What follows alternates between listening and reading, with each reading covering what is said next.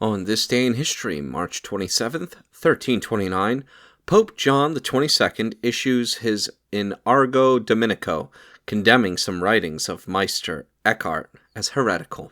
Included in the following is an excerpt from the 1944 edition of the Encyclopedia Britannica, going over the history of the philosopher.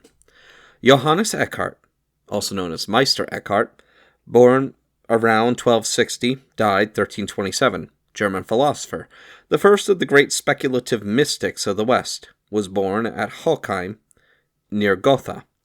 He entered the Dominican order and in 1302 became a master of theology in Paris. 2 years later he was made provincial of his order for Saxony and in 1307 vicar general for Bohemia. In both provinces he was distinguished for his practical reforms and for his power in preaching. Released from his offices in 1311, Eckhart taught in Paris until 1314, when he was sent to Strasbourg. Later, he was transferred to Cologne, where, in 1326, the archbishop took proceedings against his doctrines. In the following year, that of his death, Eckhart publicly declared his orthodoxy and appealed to Pope John XXII. In 1329, 28 of his propositions were condemned by the Holy See.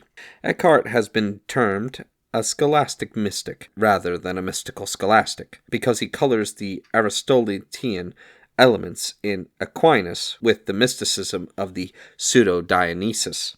The two most important doctrines in his, as in all mystical systems, are those of the divine nature and of the relation between God and creatures, especially the human soul.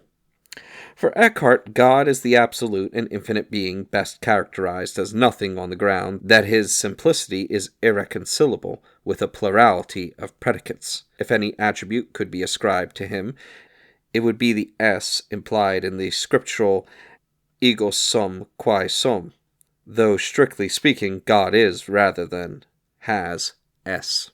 In spite of this assertion that the divine essence and existence are identical, Eckhart goes on to declare that apart from the divine existence there is nothing.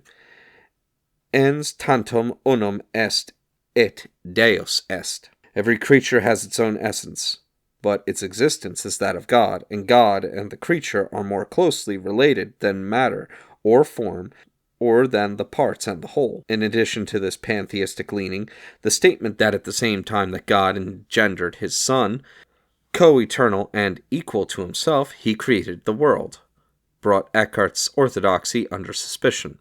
The statement may not apply to the exterior effect of the eternal act of God, but Eckhart's interpretation of the in principio of Genesis as the nunc e aeternitatis suggests that it does.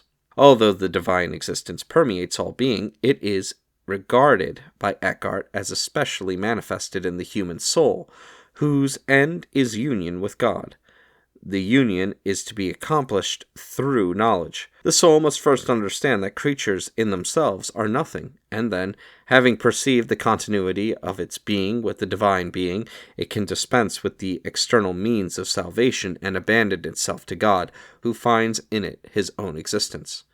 Eckhart's style is unsystematic and abounding in symbolic expression, but his successful exposition of scholastic doctrines in an undeveloped tongue has made him the father of German philosophical language.